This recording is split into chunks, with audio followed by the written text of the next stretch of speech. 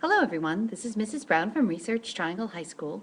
Today's presentation is about some of the ways that authors use different kinds of techniques to create their characters. Basically, the authors give the readers little pieces of the puzzle to solve so that you get these people that you meet in the book who seem like people that you would actually know and meet in real life.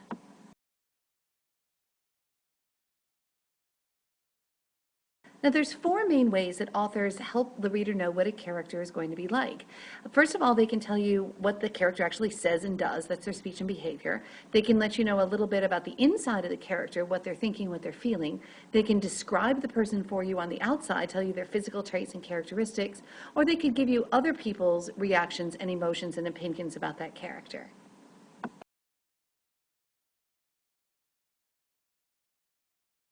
In addition, any one of those four techniques could be used in a direct fashion or in an indirect fashion.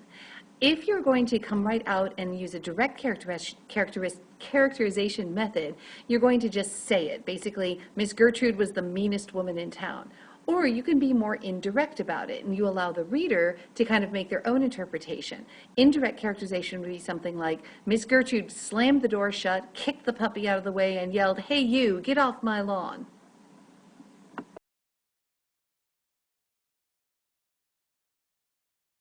One way to remember the difference is to basically think about show versus tell.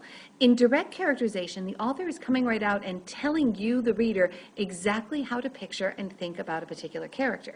But in indirect characterization, the author just provides kind of clues that allows you to make your own conclusions about the character. It's one of the great things about reading is that each person who reads the book may come to different ideas about the character. Ever seen a favorite movie or favorite book that gets turned into a movie and say, hey, I never pictured that person that way? You were probably dealing with indirect characterization, where you had used all the clues the author had given you to form one opinion of the events and the characters in your own mind, and then the movie's director created a completely different impression. So that's indirect versus direct characterization. Just remember, show versus tell.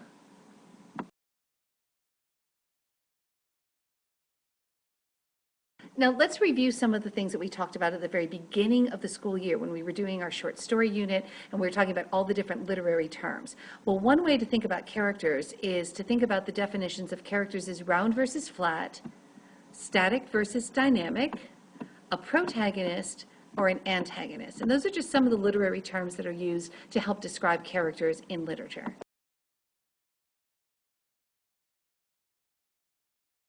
Now, back to those four methods of characterization. Let's start with the physical traits and characteristics. This is when the writer comes out and describes how the character looks, dresses, and appears. Examples might be something like, he was a tall boy with blonde hair and brown eyes, or the woman was wearing a beautiful blue gown with a pearl necklace, or his eyes were as cold as stone. In all of these, the author is giving you very specifics about how the character is going to look, dress, or appear physically.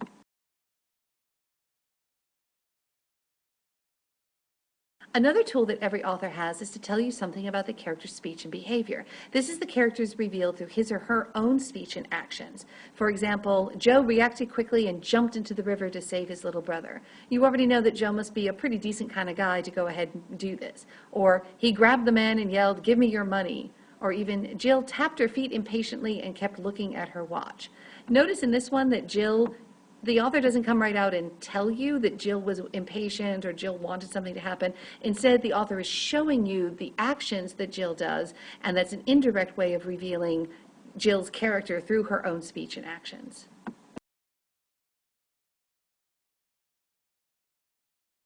Sometimes the point of view of a story allows the author to also show you what's actually going on inside the character's mind, their inner thoughts and feelings.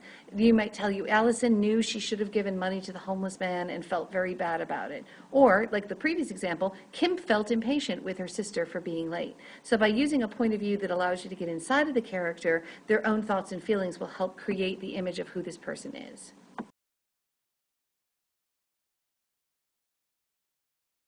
Now, just as an author can use a character's own thoughts and emotions, they can also tell you what other people think. So they can use others' opinions and reactions and reveal to you what other characters in the story say or think about the character to tell you more about that one person. So some examples might be, the new boy in school seems very sweet, said Jessica happily. Or, Natalie is awesome at soccer, remarked the fan. She made 2 goals during the game.